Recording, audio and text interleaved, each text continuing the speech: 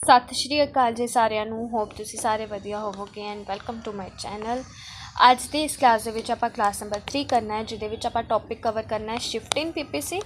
ਉਹਦੇ ਨਾਲ ਕਿਉਂਕਿ ਇਹ ਬਹੁਤ ਛੋਟਾ ਜਿਹਾ ਟੌਪਿਕ ਹੈ, ਅਰਾਊਂਡ 10 ਮਿੰਟਸ ਦਾ, ਇਹ ਖਤਮ ਕਰਨ ਦੇ ਨਾਲ ਆਪਾਂ ਨੈਕਸਟ ਚੈਪਟਰ ਵੀ ਸਟਾਰਟ ਕਰ ਦਾਂਗੇ, ਕੰਜ਼ਿਊਮਰ ਇਕੁਇਲਿਬ੍ਰੀਅਮ, ਜਿਹਦੇ ਵਿੱਚ ਆਪਾਂ ਯੂਟਿਲਿਟੀ ਵਾਲਾ ਕਨਸੈਪਟ ਅੱਜ ਦੀ ਕਲਾਸ ਦੇ ਵਿੱਚ ਸਮਝਾਂਗੇ। ਠੀਕ ਹੈ, ਸੋ ਸਟਾਰਟ ਕਰਦੇ ਹਾਂ। क्लास में पूरा देखना, नोट्स नाल बनाना। हुण शिफ्ट इन PPC का मतलब की है? देखो मैं थोनों दस्या सीगा कि इकोनमी दे विच सेम गिवन रिसोर्सिस और गिवन टेक्नोलॉजी है ना, गिवन टेक्नोलॉजी के नाल जो दो कॉम्बीनेशन ऑफ गुड्स बनाए जा रहे हैं, उन्होंने पॉइंट्स में जो असीं जॉइन करते हैं तो साढ़े कोल की निकल के आंदा है, PPC कर्व निकल के आंदा है, प्रोडक्शन पॉसिबिलिटी कर्व। ठीक है, जो साडी central problem of an economy, जो साडे कोल 3 प्रॉब्लम सी उन्होंने सॉल्व करने की कोशिश करता है, इनू ही आप PPC बोलते हाँ। ਇਹਦਾ मतलब कि रिसोर्सिस और टैक्नोलॉजी गिवन सी उस टाइम पर, और रिसोर्सिस लिमिटेड है। जिदा जिदा इकोनमी ग्रो करती है, इकोनमी के रिसोर्सिस भी बढ़ते हैं, उन्होंने टैक्नोलॉजी भी बढ़ती है। जो पढ़े लिखे लोग होगे तो वध टैक्नोलॉजी इंप्रूवमेंट होएगी। ठीक है, जो ये दो चीज़ों के करके ये दो चीज़ां होईयां, इहदे नाल इकोनमी दे विच इकोनमी दी या फिर तुहाडे देश की प्रोडक्शन कैपेसिटी भी बढ़ेगी। ठीक है, जे मान लैंदे एक एग्जाम्पल मान लैंदे सिंपल जिहा कि साडे देश दे विच एक फैक्ट्री सीगी, ठीक है, जिहदे कोल रिसोर्सिस लिमिटेड सीगे और टैक्नोलॉजी भी सेम सी, कॉन्सटेंट टैक्नोलॉजी सी। उहदे कोई एक फैक्ट्री लगाई हुई सी, मतलब एक प्लांट लगाया हुआ सी, जिहदे थ्रू वो 50 गुड्स बना रहा सी पूरी इकोनमी के विच। ये मान के चल रहे हैं। ठीक है, एक सिर्फ एग्जाम्पल थोनों समझाने वास्ते। जिद्दां जिद्दां उन्होंने प्रॉफिट अर्न किया, प्रॉफिट अर्न दे करके कैपिटल फॉर्मेशन हुई, ठीक है, पैसा वधिया, पैसे वधे करके उन्होंने होर इन्वेस्टमेंट की, एक होर प्लांट लगा लिया। ठीक है, एक होर फैक्ट्री खड़ी कर ली, जिहदे विच हुण होर 50 गुड्स वो बना सकते हैं। हुण इन टोटल किन्ने गुड्स बन रहे इकोनमी दे विच? 100 गुड्स बन रहे हैं। ये 100 गुड्स क्यों बन रहे? क्योंकि हुण साडे economy they which economy the production capacity वध गई। हुण पहलां नालों वध प्रोड्यूस किया जा सकता है, क्योंकि रिसोर्सिस भी वध गए। पहला सिर्फ एक फैक्ट्री सी, एक रिसोर्स सीगा, हुण उन्हां कोल 2 फैक्ट्रीज़ ने, दोनों फैक्ट्रीज़ करके रिसोर्सिस वध गए। रिसोर्सिस वधन नाल या फिर टैक्नोलॉजी दे चेंज आने नाल जो प्रोडक्शन कैपेसिटी दे विच चेंज आंदा, उहदे करके साडी PPC कर्व है वो शिफ्ट करती है। ठीक है, हुण तुसीं याद रखोगे कि PPC दे विच शिफ्ट आने का मतलब की है कि साडी प्रोडक्टिव कैपेसिटी दे विच चेंज आ रहा। वो चेंज क्यों आ रहा है, किहदे थ्रू आ रहा है? टैक्नोलॉजी और रिसोर्सिस दे विच चेंज आने करके। ठीक है, हुण ये चेंज हमेशा पॉजिटिव नहीं होएगा, हो सकता नैगेटिव भी होवे। मतलब जिहड़ा PPC कर्व है वो पहला इन्ना सीगा, प्रोडक्शन कैपेसिटी वधी, हुण इन्ना हो गया, अगे नूं वधन दी बजाय पिछे नूं भी जा सकता है। ਉਹਦੇ रीज़न हो सकते हैं वॉर आ जाना, ठीक है, वॉर लग जानी, या फिर नैचुरल डिजास्टर्स आ जाना, फ्लड वगैरह, ये चीज़ां करके भी साडी प्रोडक्शन कैपेसिटी घट सकती है। पहला साडे मान लैंदे आ जिहड़ा लास्ट ईयर साडे कोल पंजाब दे विच फ्लड्स आए सी, उहदे करके जिहड़ी पंजाब दी प्रोडक्शन कैपेसिटी है वो घट चुकी है। ठीक है, क्योंकि रिसोर्सिस घट हो गए, साडा लैंड, साडे फील्ड्स वो सारे खराब हो गए सीगे। ठीक है, रेता वगैरह आ गया सी, जिहदे करके साडे जिहड़ी एग्रीकल्चर प्रोडक्शन है वो घट हो गई सी। इनू ही आपां की बोलते हैं? प्रोडक्टिव कैपेसिटी बोलते हैं। ठीक है, आई होप तो ये चीज़ क्लीयर हो गई होएगी कि प्रोडक्शन कैपेसिटी दे वधन नाल PPC वधेगी, प्रोडक्शन कैपेसिटी दे घटन नाल PPC कर्व पिछे नूं शिफ्ट करेगी। हुण आपां पढ़ लैंदे हाँ जो मैं ब्रीफ दे विच समझाया, types of shift in PPC। पहला टाइप है राइटवर्ड शिफ्ट होना, जिन्हों आप आउटवर्ड शिफ्ट भी बोलते हैं। मतलब की है PPC कर्व का राइटवर्ड शिफ्ट होना। पहला PPC कर्व सीगी AB, जिद्दां ही रिसोर्सिस वधे, कैपिटल फॉर्मेशन हुई, टैक्नोलॉजी दे विच इंप्रूवमेंट आई, हुण PPC कर्व इत्थे शिफ्ट हो रही है। मतलब पहला A दे इन्ने गुड्स बन रहे सी, B दे इन्ने गुड्स बन रहे सी, A दे इन्ने गुड्स बन रहे सी, B दे इन्ने गुड्स बन रहे सी, पर हुण वो वध के इन्ने हो गए हैं। A डैश मान लैंदे आ, B डैश मान लैंदे आ, मतलब प्रोडक्शन वध गई। तो प्रोडक्शन वधन दे नाल PPC कर्व है जो अगे नूं शिफ्ट करेगा। तो जे पूछा जाए राइटवर्ड शिफ्ट होने दे नाल की दर्शाया जाता है, की इंडिकेट किया जाता है, तो तुसी दसोगे कि इकोनमी दे विच प्रोडक्शन कैपेसिटी वध गई है। रीजनस भी पूछे जा सकते हैं प्रोडक्शन कैपेसिटी के वधन के मेन रीजन की हो सकते हैं? पहला तो रिसोर्सिस दे विच इनक्रीज़ आ जाना, वही चीज़ प्लांट एक सीगा हुण 2 लगा ले, लेबर 2 यूज़ कर रहे सी हुण 4 यूज़ कर रहे हैं। ठीक है, कैपिटल वध लगा लीती, इनू आपां बोलते हैं रिसोर्सिस दे विच इनक्रीज़ आना। जब तक इकोनॉमी ग्रो कर रही है लोग पढ़ूगे भी वध, ठीक है, स्किल्स भी वध हासिल करूगे। जो स्किल्स वध हासिल करूगे तो साडे देश दे विच इंप्रूवमेंट होएगी टैक्नोलॉजी दी इंप्रूवमेंट आने दे नाल भी अपना की होएगा, प्रोडक्शन कैपेसिटी वधेगी। अगर आप एग्रीकल्चर का एग्जाम्पल लईए, पुराने टाइम के उत्ते हर काम फील्ड दे विच मतलब खेतों के विच किया जाता सी, हत्थी काम किया जाता सी। पर अज के टाइम ते तुसी देखो बहुत सारी वड्डी वड्डी मशीनरीज यूज़ कीतियां जांदियां, चाहे वो कनक नूं निकालण वास्ते होवे, चाहे वो खेत नूं प्लफ करन वास्ते होवे, ठीक है।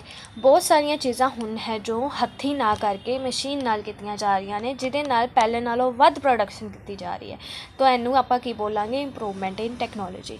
बैटर एजुकेशन और स्किल लोगों को ज़्यादा पता लग गया कि किहड़ी चीज़ किस तरीके दे नाल बहुत आसानी नाल की जा सकती है, ठीक है। कैपिटल फॉर्मेशन होना मेन रीज़न ये भी हो सकता है कि रिसोर्सिस के वधन के पिछे कारण कि कैपिटल फॉर्मेशन होना। इसका मतलब की है जो तो एक टाइम पर प्रॉफिट होया एंटरप्रेन्योर नूं, ठीक है, उन्हें इस प्रॉफिट नूं दोबारा इन्वैसट किया, जो दोबारा इन्वैसट किया फिर उन्होंने एक होर प्रॉफिट होया, फिर इन्वैसट किया उन्होंने फिर प्रॉफिट होया, मतलब थोड़ा पैसा लगा के ज़्यादा इंक्रीमेंटल होना पैसे दे विच उन्होंने आपां की बोलांगे कैपिटल फॉर्मेशन बोलांगे। तो इन्हां करके अपनी प्रोडक्शन कैपेसिटी वधेगी, इन्हां करके प्रोडक्शन कैपेसिटी वधन करके अपनी पीपीसी कर्व है जो अगे नूं शिफ्ट होएगी। नैक्सट आती है साढ़े को लैफ्टवर्ड शिफ्ट या फिर इनवर्ड शिफ्ट। हुण राइटवर्ड शिफ्ट नूं आउटवर्ड शिफ्ट भी बोलते हैं, याद रखना, क्योंकि बाहर की तरफ नूं शिफ्ट करेगी।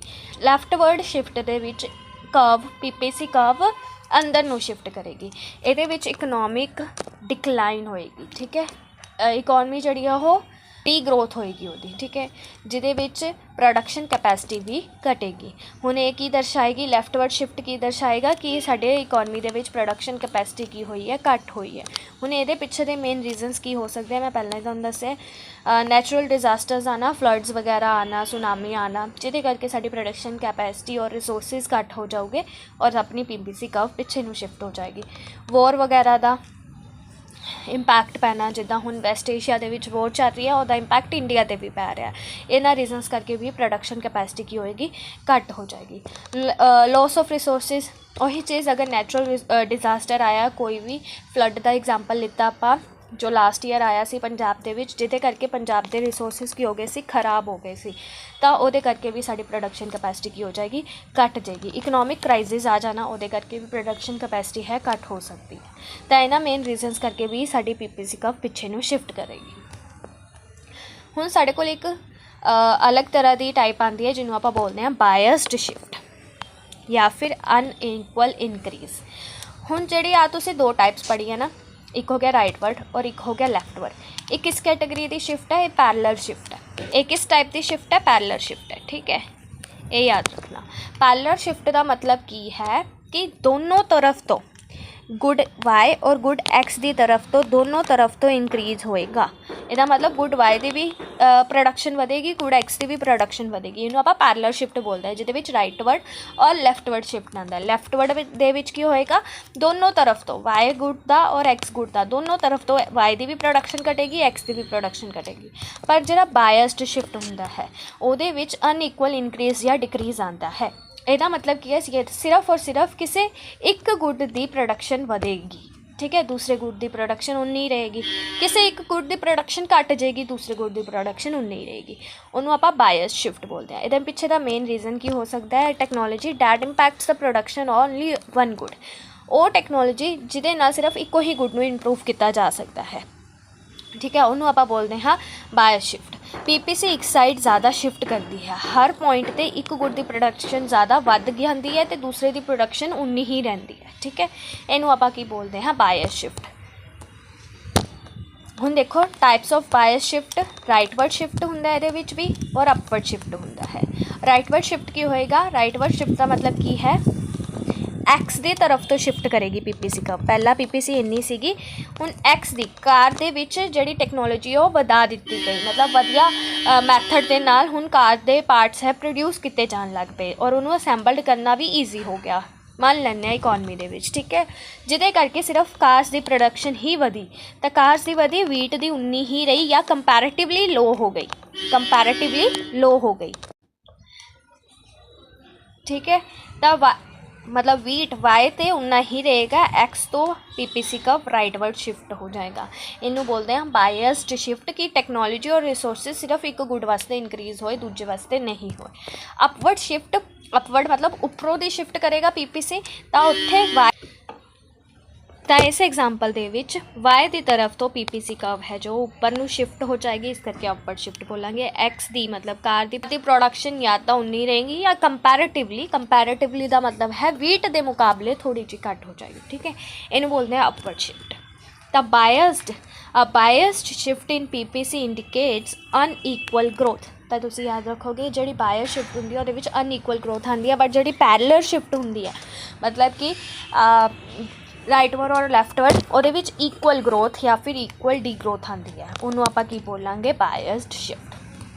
आई होप ਤੁਹਾਨੂੰ ਤਿੰਨੋਂ ਤਰ੍ਹਾਂ ਦੀ शिफ्टिंग पता चल गई, ਉਹਦੇ ਪਿੱਛੇ ਦੇ ਮੇਨ ਰੀਜ਼ਨਸ ਪਤਾ ਚੱਲ ਗਏ। ਰੀਜ਼ਨਸ ਦੇ ਵਿੱਚੋਂ ਹੀ ਕੁਐਸਚਨਸ ਪੁੱਛੇ ਜਾਂਦੇ ਨੇ।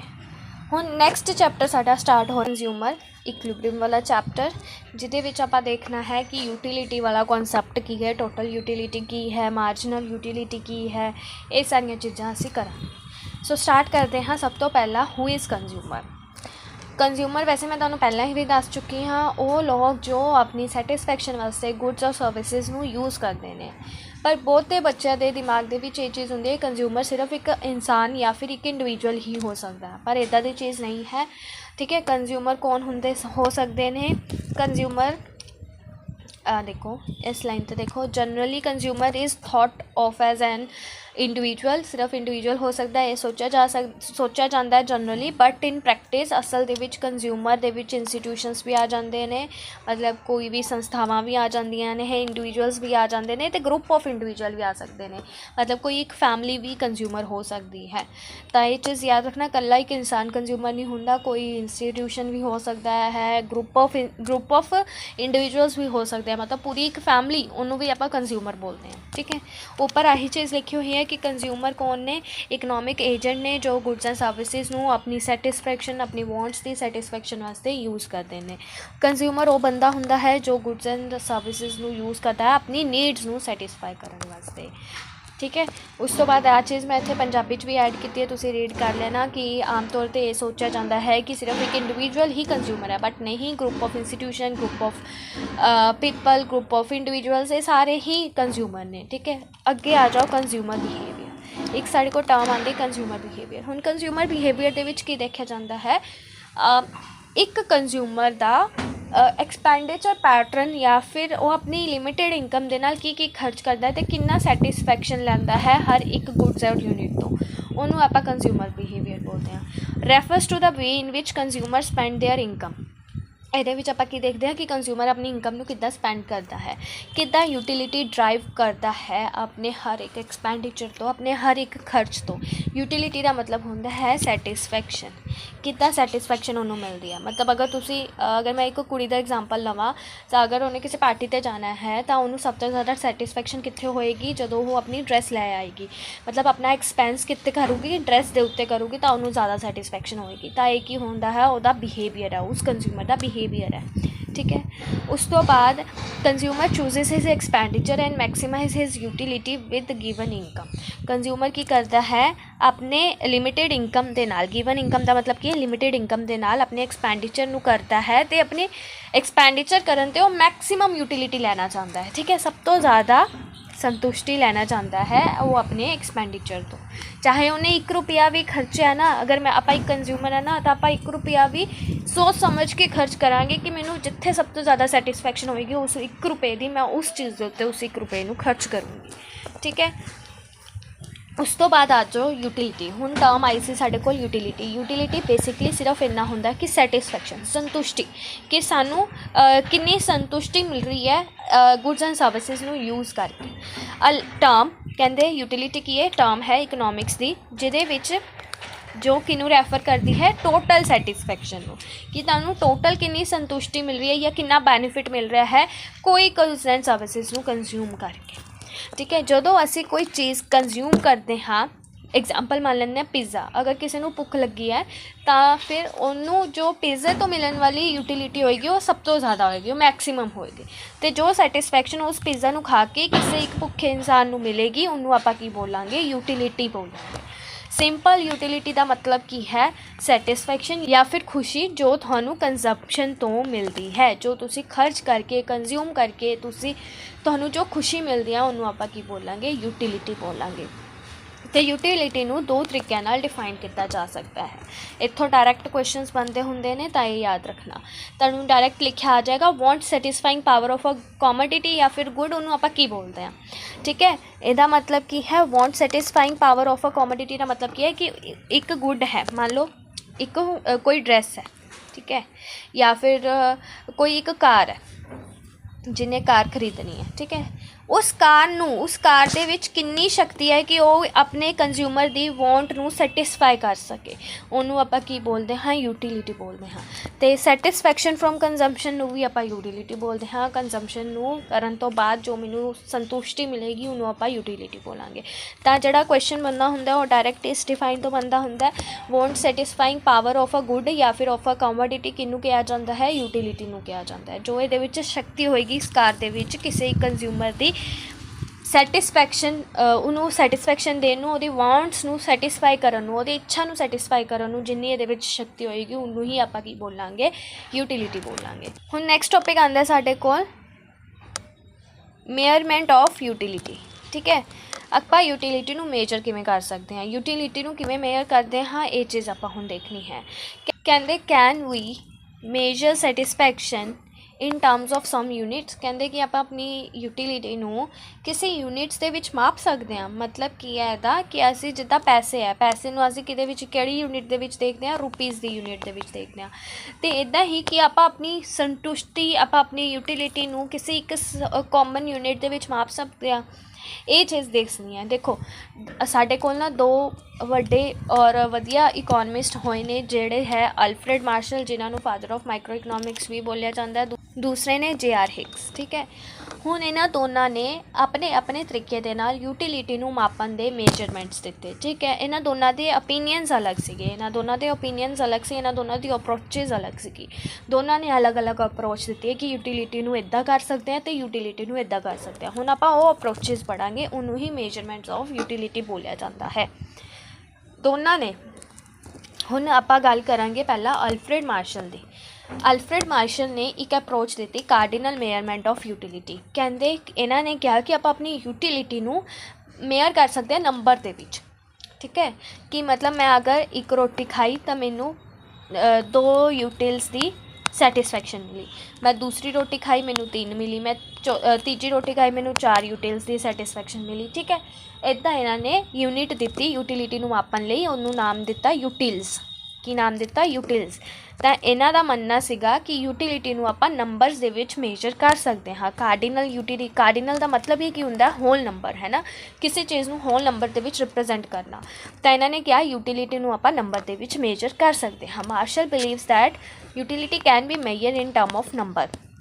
ਇਹਨਾਂ ਨੇ ਜਿੱਦਾਂ ਹੁਣ ਸਾਡੇ ਪੈਸੇ ਲਈ ਰੁਪੀਜ਼ ਇੱਕ ਸਟੈਂਡਰਡ ਯੂਨਿਟ ਹੈ ਮਾਪਣ ਦੀ, ਇਹਨਾਂ ਨੇ ਯੂਟਿਲਿਟੀ ਨੂੰ ਮਾਪਣ ਦੇ ਲਈ ਯੂਟਿਲਸ ਨਾਮ ਦੀ ਯੂਨਿਟ ਦਿੱਤੀ।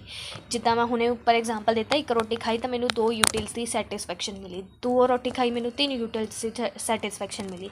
ਤਾਂ ਇਹਨਾਂ ਨੇ ਯੂਟਿਲਿਟੀ ਨੂੰ ਮਾਪਣ ਲਈ ਇੱਕ ਕਾਮਨ ਸਟੈਂਡਰਡ ਯੂਨਿਟ ਦਿੱਤੀ, ਜਿਹਨੂੰ ਆਪਾਂ ਕੀ ਬੋਲਦੇ ਹਾਂ? ਯੂਟਿਲਸ ਬੋਲਦੇ ਹਾਂ, ਠੀਕ ਹੈ। ਇਹ ਚੀਜ਼ ਯਾਦ ਰੱਖਣਾ। ਉਸ ਤੋਂ ਬਾਅਦ ਦੂਜੀ ਤਰਫ ਆ ਜਾਓ, ਇਹਨਾਂ ਨੇ ਦਿੱਤੀ, J.R. ਹਿਕਸ ਨੇ ਦਿੱਤੀ ऑर्डिनल मेजरमेंट ऑफ यूटिलिटी, ठीक है। ऑर्डिनल का मतलब की है? ऑर्डर देना। ऑर्डर मतलब 1 2 3 4 रैंक करना, ऑर्डर करना, ठीक है।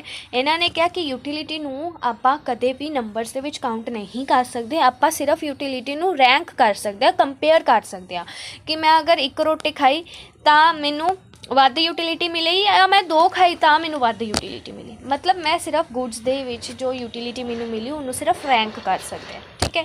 ਇਹਨਾਂ ਨੇ ਇਹ ਬੋਲਿਆ। ਤਾਂ ਦੋਨਾਂ ਦੇ ਡਿਫਰੈਂਸ ਕਲੀਅਰ ਹੈ ਤੁਹਾਨੂੰ? ਦੋਨੋਂ ਹੀ ਇੰਪੋਰਟੈਂਟ ਨੇ, ਦੋਨੋਂ ਹੀ ਪੜ੍ਹਾਂਗੇ, ਪਰ ਫਿਲਹਾਲ ਅਸੀਂ ਕਾਰਡੀਨਲ ਯੂਟਿਲਿਟੀ ਖਤਮ ਕਰਾਂਗੇ ਆਉਣ ਵਾਲੇ ਲੈਕਚਰਸ ਦੇ ਵਿੱਚ। ਔਰ ਅੱਜ ਦੇ ਲੈਕਚਰ ਦੇ ਵਿੱਚ ਟੋਟਲ ਯੂਟਿਲਿਟੀ, ਮਾਰਜਨਲ ਯੂਟਿਲਿਟੀ ਤੱਕ ਪ੍ਰੋਪਰ ਆਪਾਂ ਸਮਝਾਂਗੇ। ਇਹਨਾਂ ਨੇ ਕੀ ਕਿਹਾ ਕਿ ਸੈਟਿਸਫੈਕਸ਼ਨ ਨੂੰ ਆਪਾਂ ਸਿਰਫ ਰੈਂਕ ਕਰ ਸਕਦੇ ਹਾਂ, ਨੰਬਰਸ ਦੇ ਵਿੱਚ ਕਾਊਂਟ ਨਹੀਂ ਕਰ ਸਕਦੇ। ਜਾਂ ਤਾਂ ਮੈਂ ਸਿਰਫ ਇੰਨਾ ਦੱਸ ਸਕਦੀ ਹਾਂ ਮੈਨੂੰ ਜ਼ਿਆਦਾ ਸੈਟਿਸਫੈਕਸ਼ਨ ਮਿਲੀ ਜਾਂ ਘੱਟ ਸੈਟਿਸਫੈਕਸ਼ਨ ਮਿਲੀ, ਠੀਕ ਹੈ। It can not be ਐਕਸਪ੍ਰੈਸਡ in number.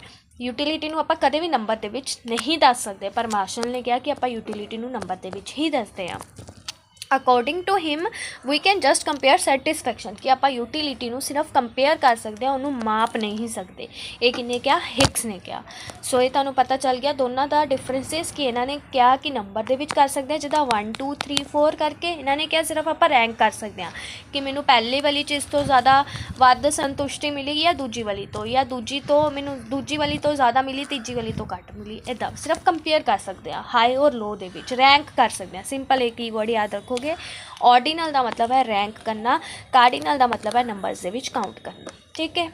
और इन्होंने स्टैंडर्ड यूनिट दी मार्शल ने, तो तुहाडे कोल इदां पूछा जा सकता है जिहड़ी यूटिलिटी नूं मापन दी स्टैंडर्ड यूनिट है यूटिल्स, वो किन्हां ने दित्ती? तो तुसीं याद रखोगे एल्फ्रेड मार्शल ने दित्ती। नैक्सट साडे को कॉन्सैप्ट आंदा है टोटल यूटिलिटी और मार्जिनल यूटिलिटी का। टोटल यूटिलिटी नाम तो ही पता लग रहा है टोटल सैटिस्फैक्शन जो कंज्यूमर हर यूनिट्स नूं कंज्यूम करके मिली।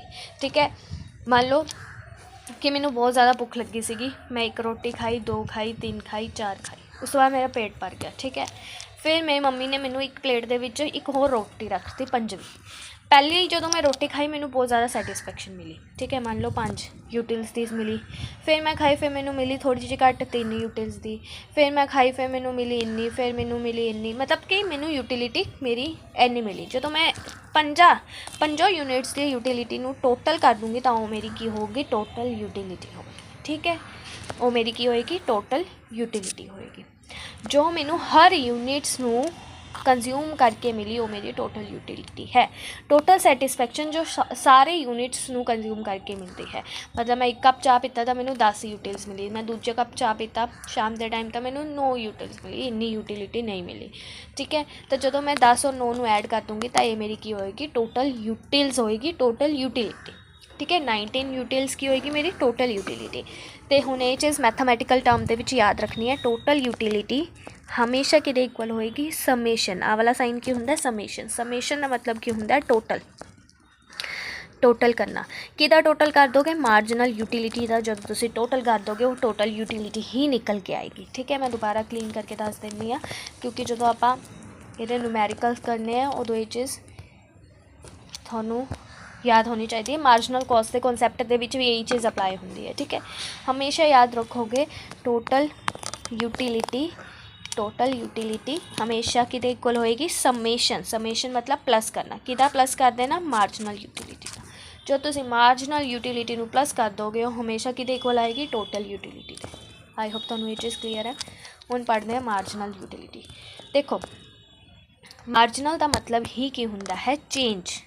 इकनॉमिक्स के विच अगर मार्जिनल की गल की जाएगी वह मतलब की हुंदा? चेंज। तो जदों भी it refers to the additional utility drive from the consumption of an additional unit of a commodity. ठीक है। इसका मतलब की है जो भी टोटल यूटिलिटी दे विच चेंज आएगा due to an additional unit consume करन दे नाल उन्होंने आपां की बोलांगे? Marginal utility. समझते हैं एक एग्जाम्पल दे नाल। मैं 1 रोटी खाई, मैनू मिली 10 यूटिल्स। मैं 2 रोटी खाई, मैनू मिली 9 यूटिल्स। ठीक है। जो मैं एक एक्सट्रा रोटी खाई उदों चेंज कितना आया टोटल यूटिलिटी दे विच, उन्होंने ही मार्जिनल यूटिलिटी बोलिया जाता है। एक एडिशनल यूनिट कंज्यूम करन नाल एडिशनल कितना चेंज आया सैटिस्फैक्शन दे विच, उन्होंने ही आपां मार्जिनल यूटिलिटी बोलते हैं। हर यूनिट तो मिलन वाली एक्सट्रा सैटिस्फैक्शन या खुशी उन्होंने आपां मार्जिनल यूटिलिटी बोलते हैं। ठीक है। हर एक्सट्रा यूनिट तो मिलन वाली हर एक्सट्रा खुशी।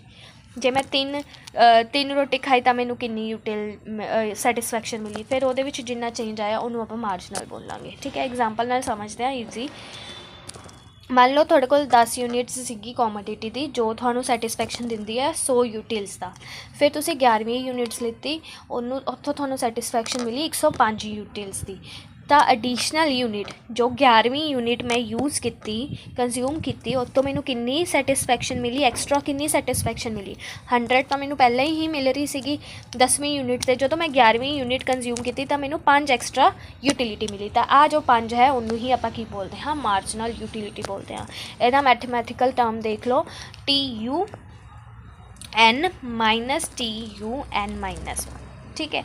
ये केड़ा है? ये बाद वाला है। ठीक है। आ जो है 105 वाला है, 11वीं यूनिट वाला, ये जो n-1 है 10th यूनिट वाला है। 11 ਦੇ ਵਿੱਚੋਂ 1 माइनस कर दोगे पिछली यूनिट का, ये पिछली यूनिट का टोटल यूटिलिटी है, ये अगली यूनिट का। जो अगली यूनिट के ਵਿੱਚੋਂ ਤੁਸੀਂ पिछली यूनिट की टोटल यूटिलिटी माइनस कर दोगे तो ਤੁਹਾਡੇ ਕੋਲ ਕੀ आएगी, चेंज की ਹੁੰਦਾ है मार्जिनल यूटिलिटी। आई होप ਤੁਹਾਨੂੰ ये चीज़ क्लीयर है। Next very very very important जितों क्वेश्चनस बनते होंगे है, टोटल यूटिलिटी की होंगे, मार्जिनल यूटिलिटी की होंगे। हुण ये मैं इत्थे लिखिया ने क्वांटिटीज़ यूनिट के विच 0 यूनिट कंज्यूम की, 1 की, 2 की, 3 की, 4 की, 5 की, 6 की। ठीक है, टोटल यूटिलिटी कितनी मिली मैनू, पहली यूनिट तो मिली मैनू 8, दूजी तो मिली मैनू 14, तीजी तो मिली मैनू 18, चौथी तो मिली मैनू 20, पंजवीं तो मिली मैनू 20, छेवीं तो मिली मैनू 18। मार्जिनल यूटिलिटी कितनी मिलूगी, फॉर्मूला की है TUN-TUN-1। तो देखो 14 दे विचों पहली तो 0 ही आ जाएगी, फिर इत्थे 8 चो 0 माइनस करोगे 8 ही आ जाएगी, फिर 14 चो 8 माइनस करोगे 6 आ जाएगी, फिर 18 चो 14 माइनस करोगे 4 आएगी, 20 चो 18 माइनस करोगे 2 आएगी, 20 चो 20 माइनस करोगे 0 आएगी, और 18 चो 20 माइनस करोगे 2 आएगी। एक ही है मेरी marginal utility. Change in total utility नूं ही मार्जिनल यूटिलिटी बोलिया जाता है। ठीक है, हुण अगर तुसी डायग्राम टेबल ध्यान नाल समझो, देखो एक फिक्सड पैटर्न दे विच इंक्रीज़ होंदी है, टोटल यूटिलिटी मेरी इंक्रीज़ हो रही है हर सक्सैसिव यूनिट के नाल, है ना, हर एक यूनिट के नाल मेरी टोटल यूटिलिटी इंक्रीज़ हो रही है। बट ये जो इंक्रीज़ आन दा चेंज आ रहा है ना, वो क्या आ रहा है, डिक्रीजिंग रेट पर आ रहा है। देखो कितना समझने की कोशिश करो। आ देखो, आ मेरे पहला 0 सी, फिर मेरी 8 हुई, आ इंक्रीज़ आया। ठीक है, पर हुण मेरी 14 हो गई, पहला 8 सीगा, ये कितना इंक्रीज़ आया मेरे को 6 का। 18 तो 14 हो गई, कितना इंक्रीज़ आया 4 का। 20 चो 20 गए, फिर 20 चो 18 हो गई, कितना इंक्रीज़ आया 2 का। फिर 20 चो 20 सेम रही 0, फिर 18 फिर डिक्रीज़ हो गई। ठीक है, जो थोड़ी यूटिलिटी टोटल यूटिलिटी इंक्रीज़ कर रही है, बट वो किस रेट पर इंक्रीज़ करूँगी, डिक्रीजिंग रेट पर, कि पहला नालों घट इंक्रीज़ आ रहा है। जिमें पहला 6 इंक्रीज़ आ रहा से, फिर हुण 4 आ रहा है, फिर होर घट गया, फिर 2 आ रहा है, फिर होर घट गया 0 आ रहा है, फिर एकदम 0 नैगेटिव के भी चली जाएगी। ठीक है, जो टोटल यूटिलिटी इंक्रीज़ हो रही है वो किस रेट पर हो रही है, याद रखोगे, डिक्रीजिंग रेट पर। ठीक है, यही साडा अल्टीमेटली की बनता है, मार्जिनल यूटिलिटी बनता है। तो जिद्दां हुण आपां डायग्राम समझते हैं, फिर आपां इन्हां दा रिलेशन समझांगे। आ देखो, क्योंकि थोड़ा सब्जैक्टिव पेपर तो है नहीं, है ना, अपना ऑब्जैक्टिव पेपर है, तो इस करके मैं डायग्राम रफली ही ड्रॉ किया, यूनिट्स नाल ड्रॉ नहीं किया। देखो जिद्दां अपना टोटल यूटिलिटी वध रहा है, उद्दां साडा मार्जिनल यूटिलिटी डिक्रीज़ कर रहा है। ठीक है, जिद्दां वध रहा है, उद्दां मार्जिनल यूटिलिटी डिक्रीज़ कर रहा है। हुण पहली चीज़ देखो, टोटल यूटिलिटी उदों तक ही इंक्रीज़ करेगा जब तक मार्जिनल यूटिलिटी पॉजिटिव है। जिथे तक मार्जिनल यूटिलिटी पॉजिटिव है, आ देखो 18 चो -20 किते तो -2 आएगा, इत्थे मार्क कर लेना, -2 आएगा। जिथे मेरा मार्जिनल यूटिलिटी नैगेटिव हो गया, उत्थे मेरा टोटल यूटिलिटी गिरना स्टार्ट हो जाएगा। ठीक है, पहली चीज़ याद की रखोगे, जिद्दां मेरा टोटल यूटिलिटी इंक्रीज़ हो रहा है, वो उदों तक ही इंक्रीज़ होएगा जब तक मेरा मार्जिनल यूटिलिटी पॉजिटिव है। इस पॉइंट तक मार्जिनल यूटिलिटी पॉजिटिव है। ठीक है, आ देखो 8 6 4 2, ठीक है 0, इत्थे तक मेरा पॉजिटिव है। जो मेरा टोटल यूटिलिटी मैक्सीमम है, ठीक है, इनू ही सैचुरेशन पॉइंट बोलिया जाता है, वो आप law of diminishing marginal utility के विच सारा देखांगे। ठीक है, फिलहाल ही सिर्फ इन्हां दोनों का रिलेशन समझो, रिलेशन के विचों ही इकनॉमिक्स के विच क्वेश्चनस पूछे जाते हैं। जो मेरा टोटल यूटिलिटी मैक्सीमम है, मैक्सीमम मतलब मैनू इन्नी भुख लगी सी, मैं पहली रोटी खाई मैनू इन्नी यूटिल्स मिली, दूजी खाई मैनू इन्नी मिली, तीजी खाई मैनू इन्नी मिली, फिर चौथी खाई मैनू इन्नी मिली, पंजवीं ते आके मेरा पेट भर गया, मैनू हुण होर संतुष्टि नहीं मिल रही, छेवीं होर मैं खा ली, हुण मैनू ओवरफ्लो हो रहा है, वो चीज़ां मैनू हुण वोमिट वांगू फील हो रही हैं, तो मेरी यूटिलिटी घट जाऊगी। ठीक है, मैक्सीमम तो बाद जाके वो की करूँगी, घटेगी टोटल यूटिलिटी। हुण देखो, जो TU स्टार्ट्स डिक्लाइनिंग, जो टोटल यूटिलिटी डिक्लाइन होएगा, पहली ये चीज़ समझो, जो टोटल यूटिलिटी मैक्सीमम होया, हुण मैनू सब तो ज़्यादा यूटिलिटी मिली, उत्थे उस कॉरस्पोंडिंग पॉइंट पे मेरा मार्जिनल यूटिलिटी 0 हो जाएगा। मैनू मार्जिनल एक्सट्रा कोई हुण एक्सट्रा यूनिट खान ते मैनू कोई भी संतुष्टि नहीं मिल रही। ठीक है, जो TU मैक्सिमम होएगा उदों मार्जिनल यूटिलिटी 0 हो जाएगा। जो मेरा TU स्टार्ट होएगा डिक्लाइनिंग, जो गिनना स्टार्ट हो गया, हुण मैनू होर संतुष्टि नहीं मिल रही, उदों मेरा मार्जिनल यूटिलिटी की हो जाएगी नैगेटिव हो जाएगी। उदों की हो जाएगी नैगेटिव। 3 रिलेशन याद रखने तुसीं इहदे विच किहड़े किहड़े, total utility increases, marginal utility positive but decline की करूँगी, डिक्लाइन करूँगी बट पॉजिटिव। ਜਦੋਂ मेरा टोटल यूटिलिटी मैक्स हो गया उदों मेरा मार्जिनल यूटिलिटी 0 हो जाएगा। ਜਦੋਂ मेरा टोटल यूटिलिटी डिक्लाइन हो गया उदों मेरा मार्जिनल यूटिलिटी नैगेटिव हो जाएगा, नीचे नू जाएगा कर्व, ठीक है, नैगेटिव हो जाएगा।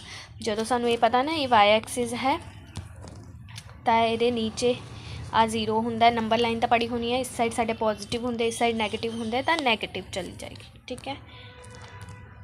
हुण ये 3 मेन रिलेशनस तुसीं याद रखने हैं। तो किसी भी तरीके नाल पूछा जा सकता है तुहाडे कोल कि दसो अगर MU 0 है, अगर मैं तुहानूं पूछां MU 0 है तो इस पॉइंट तो टोटल यूटिलिटी की होएगी, तो तुहाडा आंसर की होना चाहिए मैक्स, ठीक है, मैक्सीमम होएगी, इस तो वध नहीं हो सकती। जो MU नैगेटिव होएगी टोटल यूटिलिटी की होएगी डिक्लाइन करेगी। जो MU पॉजिटिव है बट डिक्लाइनिंग उदों टोटल यूटिलिटी की करेगी इंक्रीजिंग। हुण देखो आ पॉइंट याद रखना, जो आ वाला जो MU पॉजिटिव है, ठीक है, बट डिक्लाइन कर रही है उदों टोटल यूटिलिटी इंक्रीज तो कर रही है बट किस रेट ते इंक्रीज कर रही है, डिक्रीजिंग, पहला नालों घट वध रही है, वध तो रही है पर पहला नालों घट वध रही है। तो आही इंपॉर्टेंट क्वेश्चन है, at which rate total utility increase when marginal utility is declining but positive. कहते किहड़ा रेट है जिते टोटल यूटिलिटी इंक्रीज तो कर रही है बट जो मार्जिनल यूटिलिटी डिक्लाइन कर रही है बट पॉजिटिव है, हजे पॉजिटिव है, 0 और नैगेटिव नहीं हुई, तो किस रेट ते कर रही है, डिमनिशिंग रेट ते। मैं तुहानूं दस चुकी डिमनिशिंग रेट ते मतलब पहला नालों घट वध रही है। इत्थे 8 सीगा चेंज, इत्थे 6 आया, इत्थे फिर 4 आया, फिर आया 2, फिर आया 0, फिर आया -2। तो पहला 8 सीगी, ठीक है, जो रेट जिस रेट नाल इंक्रीज़ हो रही है वो 8 सी, फिर घट के 6 हो गया, फिर 4 हो गया, वध तो रही है बट घट रेट पर वध रही है। तो तुहानूं डायग्राम दे के भी पूछा जा सकता है कि दसो X तो लैके आ पॉइंट तक, Y पॉइंट तक जिहड़ा टोटल यूटिलिटी है वो इंक्रीज़ तो कर रहा। मैं क्लीन कर दिंदी हाँ, डायग्राम बेस्ड भी क्वेश्चन आते होंगे कि इत्थों पॉइंट दे दूगे कोई X, इत्थों पॉइंट दे दूगे कोई Y, ठीक है, इस पॉइंट तो इस पॉइंट तक जो टोटल यूटिलिटी इंक्रीज़ कर रहा है वो किस रेट पर कर रहा है, तो याद रखोगे डिक्रीजिंग रेट, ठीक है। सो ये सी अज दी अपनी क्लास। आई होप तुहानूं सारे कॉन्सैप्ट समझ आए होगे, टोटल यूटिलिटी की हुंदा, मार्जिनल यूटिलिटी की हुंदा, इन्हां दोनों दे विच रिलेशन की हुंदा। नैक्सट क्लास दे विच आपां पढ़ांगे law of diminishing marginal utility और law of equi marginal utility. ये 2 लॉ है, किन्हां ने दिते है, किस तरीके नाल काम करते हैं, कित्थे कंज्यूमर इक्विलिब्रियम आंदा है। आई होप तुहानूं अज दी क्लास वधिया लगी होए। अगर अज दी क्लास तुहानूं वधिया लगी होए, चैनल नूं सबसक्राइब करना, वीडियो ਨੂੰ ਵੱਧ ਤੋਂ ਵੱਧ शेयर और लाइक ज़रूर करना, ਤੇ ਨਾਲ ਟੈਲੀਗ੍ਰਾਮ ਚੈਨਲ ਵੀ ਜੁਆਇਨ ਕਰ ਲਓ ਫॉर ਰੈਗੂਲਰ ਅਪਡੇਟਸ। ਮਿਲਾਂਗੇ ਨੈਕਸਟ ਕਲਾਸ ਦੇ ਵਿੱਚ ਨੈਕਸਟ ਟੌਪਿਕ ਦੇ ਨਾਲ, ਪਲੱਸ ਆਪਣਾ ਫੀਡਬੈਕ ਮੈਨੂੰ ਜ਼ਰੂਰ ਦਿਆ ਕਰੋ ਕਮੈਂਟ ਸੈਕਸ਼ਨ ਦੇ ਵਿੱਚ। ਥੈਂਕ ਯੂ ਸੋ ਮਚ, ਮਿਲਦੇ ਹਾਂ ਨੈਕਸਟ ਕਲਾਸ ਦੇ ਵਿੱਚ।